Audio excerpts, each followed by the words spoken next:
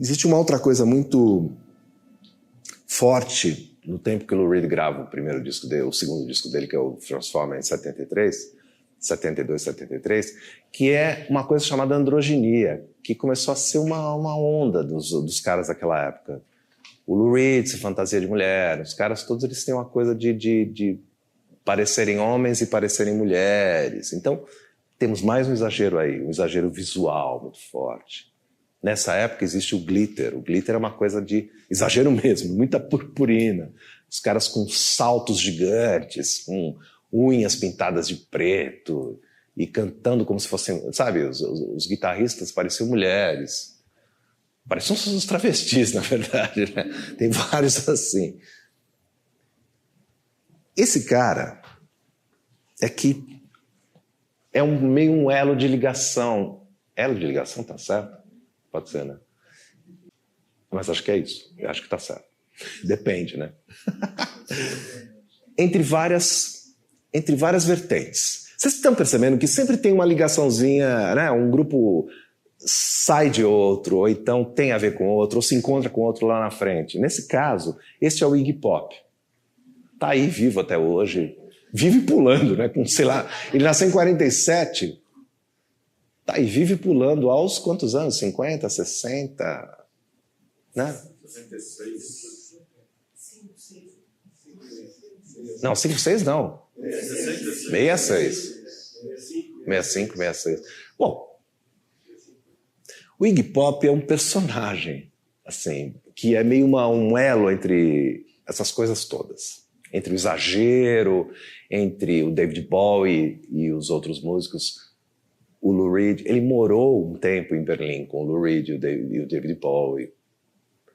É uma figuraça esse cara, porque ele é o mais punk dos punks que vocês podem imaginar. Ele é conhecido como o papa dos punks, o godfather do punk, o padrinho do punk. Por quê? Ele foi punk de todo mundo, tirando o Lou Reed e o pessoal do Velvet, que ele adorava. Ele gostava pra burro.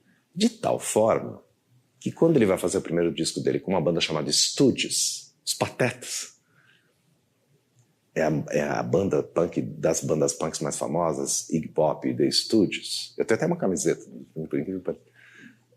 Ele simplesmente vai ser produzido por quem? Pelo John Cale, o cara que tocava viola do Velvet Underground.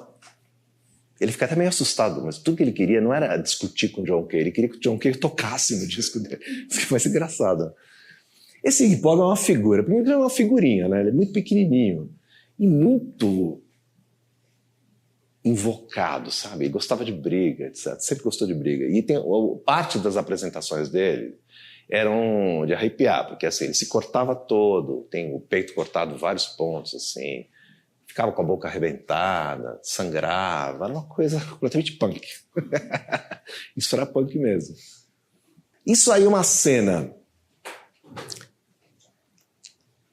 que acontece em duas regiões, uma em Chicago e outra em Detroit.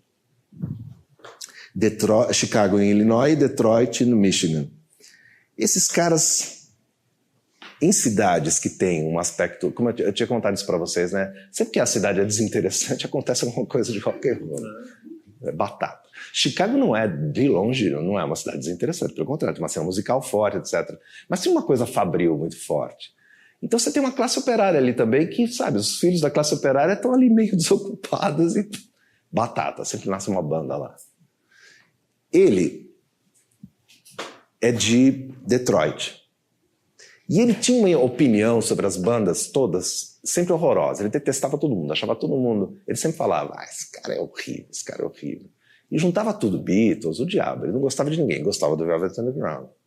Mas estava sempre falando mal de alguém. Mais outra vez aparecem os outros caras aqui, né? Já falei deles bastante.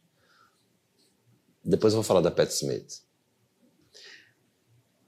Então o Iggy Pop aparece... Se vocês veem o visual do Iggy Pop, é aquela coisa, né? Calça, quando tava de camiseta, tava de bom tamanho. Em geral era assim, meio... Isso aqui é uma verdadeira distorção social, essa banda aqui. Porque esta banda, chamada New York Dolls, as bonecas de Nova York, coisa mais, né? Fala a verdade, isso é agressivo, não é? Imagina 1971. Qual o sexo? São todos homens. Todos homens. As bonecas são todos homens.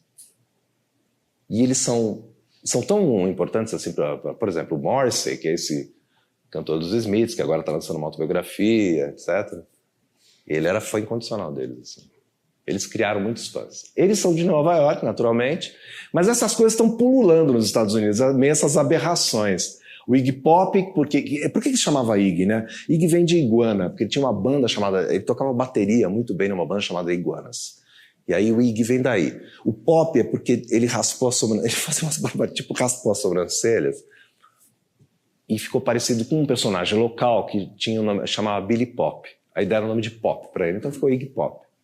Ele, na verdade, tinha um nome mais pomposo que isso, que era James Osterberg. Isso que é nome, né? James Osterberg. Mas era o Iggy Pop. E essa ocasião que ele raspou as sobrancelhas, ele teve um inchaço na cara, porque as sobrancelhas servem para proteger, né? De alguma forma, né? Ele passou os cremes, ficou com a cara, parecia de fato um iguana, entendeu? Todo estourado.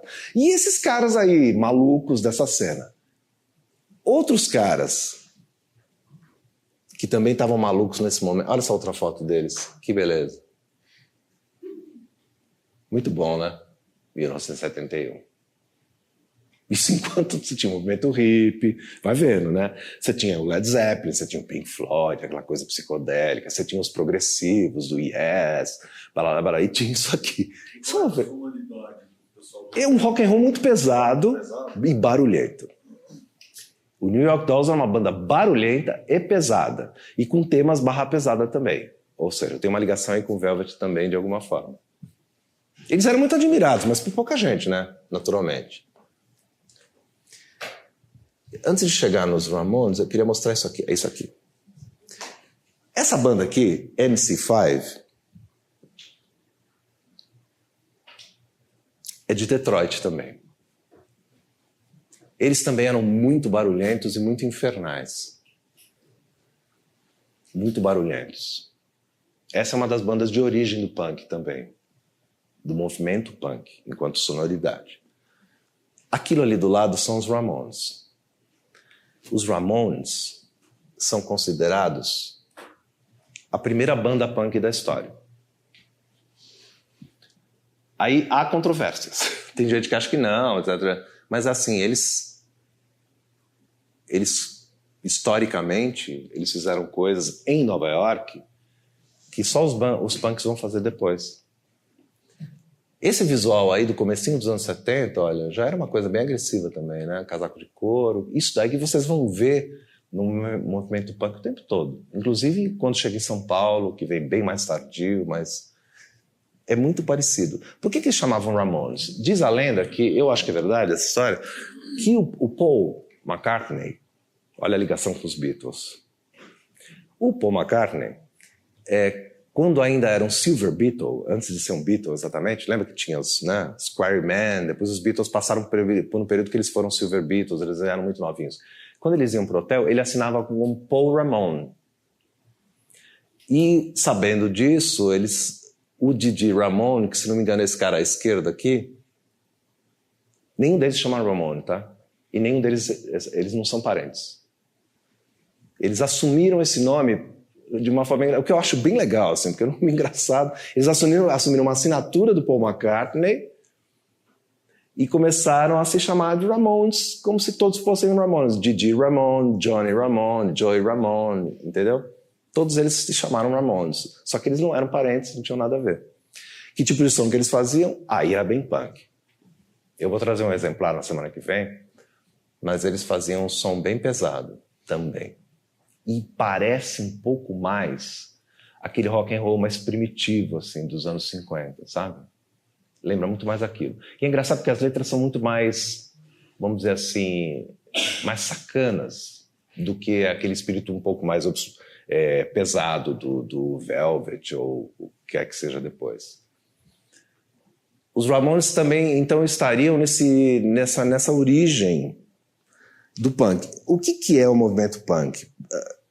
A ideia é que esses caras, que eram todos meio bandidinhos, assim, todos eles tinham uma relação com as drogas muito forte, brigavam na rua pra caramba. Isso é uma cena comum do punk. A origem da palavra punk, inclusive, acho que é anterior a Shakespeare, porque o Shakespeare usa a palavra punk também, mas é isso, é meio lixo, é meio, né, meio o bandido, o bandidinho, o cara escória. Eles todos têm uma reação muito forte a essa coisa mega banda, sabe? Essa coisa muito grandiloquente que as bandas estavam cultivando naquele período. E que era natural, porque fazia parte do esquema do rock, né? Assim que os caras ganhavam rios de dinheiro, estavam todos enriquecendo. Porque naquela época a indústria assim, musical estava no auge, quer dizer, era possível vender LP mesmo. Os shows eram parte do... Não é como hoje que você tem que fazer show, você não faz discos. Naquela época você fazia discos, vendia muito, entrava em grandes turnês. Tudo quanto é exagero que vocês podem ouvir relacionado com rock and roll acontece nesse período. Mas esses caras vão nascendo de uma forma, juntando essa coisa muito rebelde, muito próxima da malandragem, muito violenta. Tinha uma ligação com violência real, assim, de briga de gangue, que não é muito diferente do que acontecia nos anos 50. Aqueles primeiros músicos de rockabilly eram meio selvagens também. E principalmente uma característica é a seguinte: não se usava muita nota para se fazer música. Porque isso, quem usava muitas notas, quem eram? Os progressivos, os roqueiros mais barrocos. Eles tinham uma junção de poucas notas, muita energia, bastante barulho e uma certa secura nas letras, mesmo quando elas falavam de sexo. Isso tudo é uma reação a um momento que eles estavam vivendo que era muito contrário a isso tudo. E que remete muito ao Velvet Underground, 10 anos antes quase, né? Porque eles lançam o primeiro disco em 67. A gente está falando do começo dos anos 70. Um pouco antes, né? 5, 6 anos antes, o Velvet estava fazendo isso, só que era desconhecido, mas era na cena nova-iorquina. Isso tudo está acontecendo na cena nova-iorquina, vai para Detroit, vai para... né? Mas é tudo ali. E o que acontece? Eles reagem da forma que eles sabem. E, de alguma forma, aquilo que eu tinha falado do movimento circular, aí acontece um movimento circular, quer dizer... tem um retorno para aquela base do rockabilly dos anos 50 que eu tinha contado, aquela coisa mais selvagem. Só que um pouco mais sofisticada dessa vez, e um pouco mais com elementos sociais um pouco mais fortes.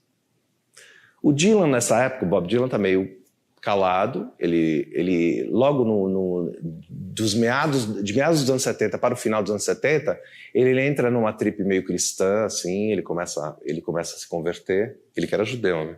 Mas ele começa a se converter ao cristianismo, começa a entrar nesse tipo de discurso. Tem um filme dessa época que é A Última Valsa, eu tinha comentado na semana passada, no Martin Scorsese, isso tem em DVD. É muito legal, porque mostra a despedida da The Band, que era a banda que acompanhava o Bob Dylan. E essa despedida, você vê ali os elementos todos, assim, meio de, sabe, é um ritual, parece que o rock está acabando ali. É uma despedida mesmo. Parece a despedida de uma época. E o filme, se não me engano, é de 77, mas talvez seja de 75. Não tenho certeza, mas é esse período assim. Meados dos anos 70, você tem ali a despedida de uma época. Parece que a coisa já vai mudar de alguma forma, sabe? Você não vê nenhum elemento punk ali, mas parece que a coisa vai mudar.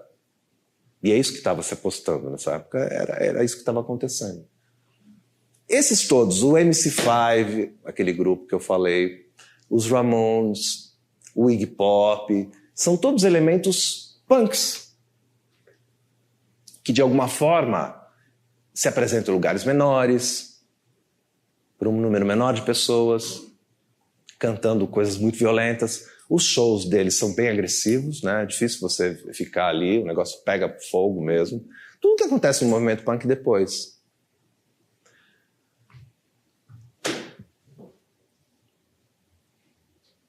Aí tem o punk na Inglaterra. O punk na Inglaterra vai começar a partir da segunda metade dos anos 70. Como é que a história acontece? Segundo esse livro, o Malcolm McLaren que esse cara aqui, que era um empresário, era um cara muito esperto. Na época, ele foi casado com a Vivienne Westwood. Ele viaja a Nova York e vê na rua alguns punks com um visual já meio barra pesada, camiseta rasgada, uns alfinetes espetados, que é como os jovens daquela época vão se unindo em torno dos Ramones, em torno do Iggy Pop, em torno desses elementos fortes, roqueiros. É um visual pesado, como se fosse um roqueiro querendo impressionar. Ao ver isso daí, ele traz isso para a Inglaterra e resolve montar uma banda. Então, além de tudo, os Sex Pistols são uma espécie, a banda que vai nascer é uma espécie de menudo do punk. Porque é muito engraçado. Eles têm alguns elementos que são muito construídos, olha. Mas, assim como os menudos, eles se rebelaram contra o seu criador. Foram capazes de ficar em pé com o som que eles faziam. De alguma forma, eles conseguiram pegar essa história do punk de violência, de rebeldia, etc., e transformar isso numa coisa importante para a Inglaterra naquele momento, que vivia um período de grandes conflitos sociais, era um período difícil, de muita revolta. E isso, de alguma forma, acende alguma coisa lá na Inglaterra, e a coisa estoura com uma violência muito forte. Então, o que você vê em Londres, a partir de 76, é essa coisa punk muito mais forte visualmente do que você vê em Nova York, porque os caras assumiram isso, virou uma febre.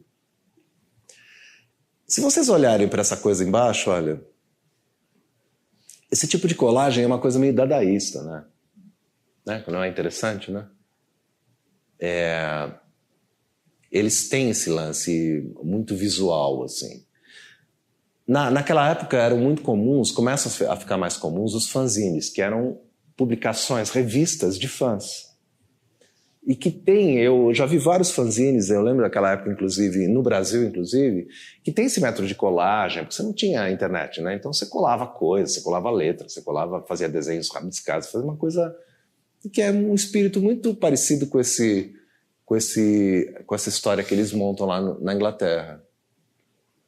Essa ideia do faça você mesmo é a ideia de que o espírito de rock é sempre um pouco parecido com isso, né?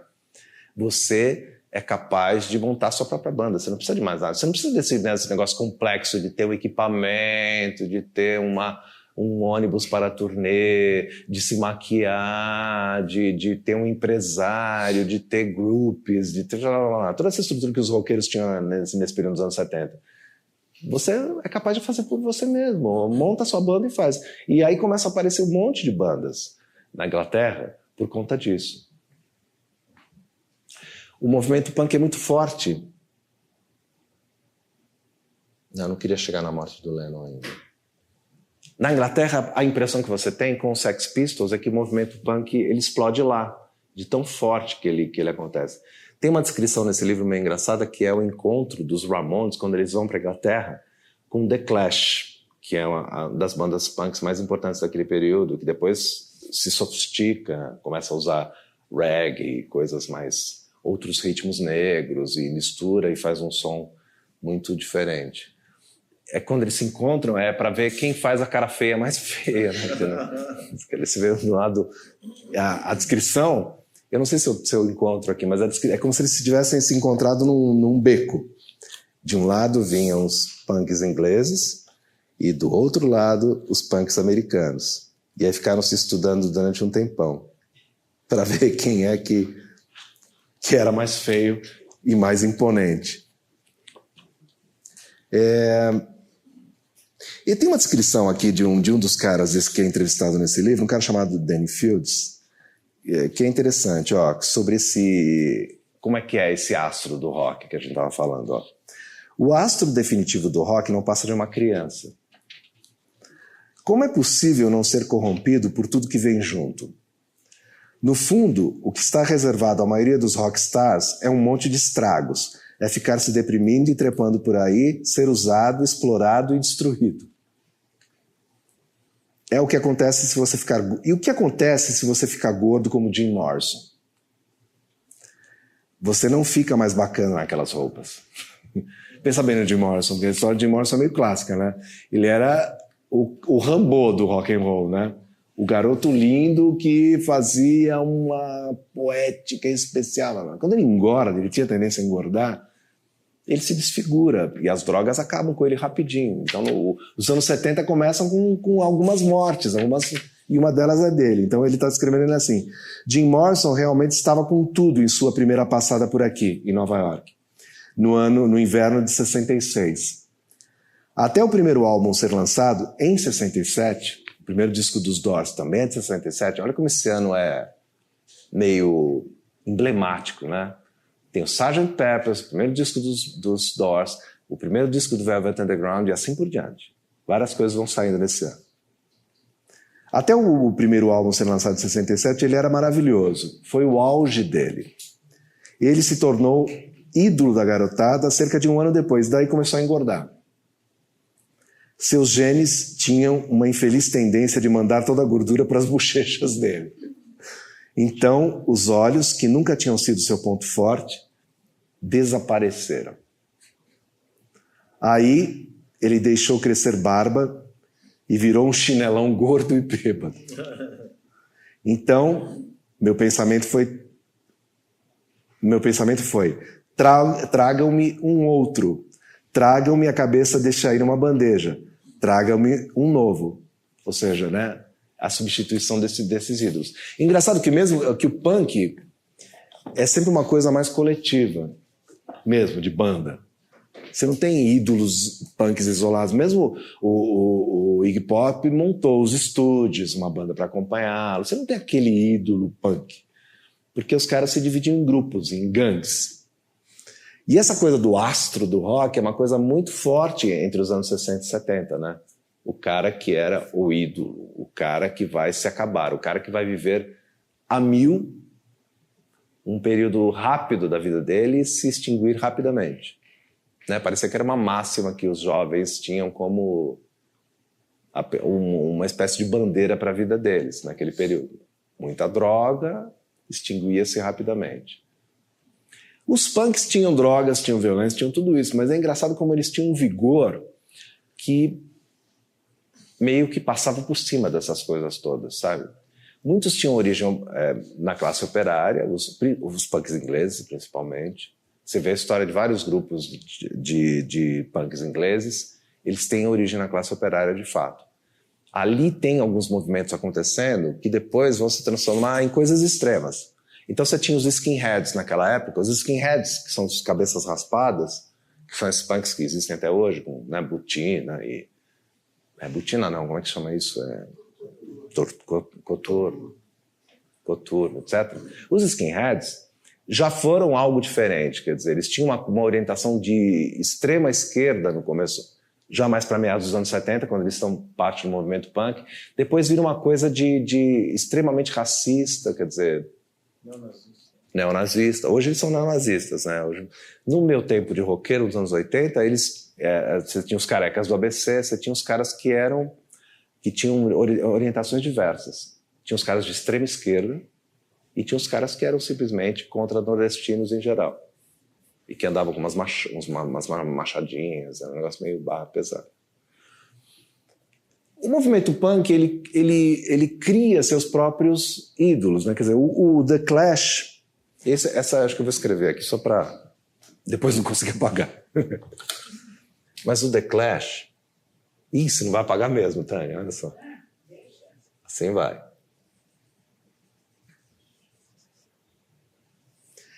É a banda que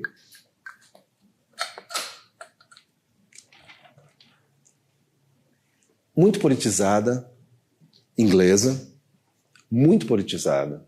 Tem um disco chamado Sandinista, teve um disco outro chamado Combat Rock. Eles são tem uma orientação quase trotskista, assim, sabe? E eles tinham uma coisa muito interessante, que eles são a primeira banda punk importante que começa a se ver a ter que encarar o sucesso muito grande. De tal forma que eles vão acabar... Tá cheirando queimado, não tá? Sim. Algum inseto que deve ter. Ou é meu computador? Tá, não tá? Você tá sentindo cheiro de queimado? Será que é meu computador? Não, ele não é, coitadinho. Ele está inteiro. Se ele pegar fogo, alguém me avisa. Mas tá mesmo, né? Aí tá mais forte. Você não é ar-condicionado, não? Será que não é ar-condicionado? Tá sentindo? Ligar o ar-condicionado para ver? Cheiro de cabelo também. É cheiro de cabelo. Cabelo? É fio não é, né? Não parece. Você falou em neonazista. Então... Acabei de falar em neonazismo, deu no que deu. Eu não posso falar de determinados temas, né? Bom, vamos continuando. Se a gente sentir que alguma coisa está... Se a gente vê alguma labareda, já sabe que o bicho pegou. Mas o Clash, então, teve que se haver com sucesso, a ponto de tocar em estádio nos Estados Unidos. Isso acabou com a banda, né? Eles lançaram um disco Combat Rock no comecinho dos anos 80 já. E a partir de então eles são meio que excomungados do movimento, que nunca foi uma coisa muito orgânica, né? Quer dizer, o movimento punk existe como uma ideia, não é um movimento com suas exigências, com seu hall de atividades, não é nada disso, não é um conjunto, mas é uma coisa muito parecida. Quer dizer, se você olha para os roqueiros daquele período, o Clash entre eles lembram muito os rockabillys mesmo dos anos 50. Eles são muito parecidos. Qual é uma das primeiras reações que eles têm nesse período? Eles cortam o cabelo. Lembre-se que a gente está vivendo do movimento hippie avançando para os anos 70, o cabelo ainda era uma marca. Ter cabelo comprido era uma distinção. Eu me lembro disso na faculdade, inclusive, né? Se ter cabelo comprido era meio uma questão de honra, né? Porque se você não tivesse cabelo comprido, tinha alguma coisa errada com você. Eu me lembro que tinha uns amigos coitados, em 75, na ECA, que eles vieram do exército, né? Estavam servindo do exército, tinham 18 anos e tal. Nossa, eles eram super mal vistos, porque tinha o cabelo raspado, então, sei lá, esses caras, você não podia confiar. Ao mesmo tempo, ser cabeludo também era um passaporte para você ser atormentado pela polícia, né? Então, era isso. Cabelo comprido era uma bandeira. E os punks são os primeiros caras a romper com isso. Eles cortam o cabelo. Quando muito, deixam um grande topetão, que é penteado para trás, com aquele visual de rockabilly. Por quê? Eles acreditavam naquele círculo eterno das coisas, né? Que os rockabillys que tinham aquela postura mais selvagem eram uma espécie de modelo para eles. E aí, muitos, inclusive, montam bandas rockabilly. Com aquela coisa que eu tinha contado de um contrabaixo de madeira, um kit de bateria super simples e uma guitarra meio jazz, assim, aquela guitarra meio acústica, assim, no máximo. É engraçado isso. Muitas bandas muito ferozes daquela época eram rockabillys também.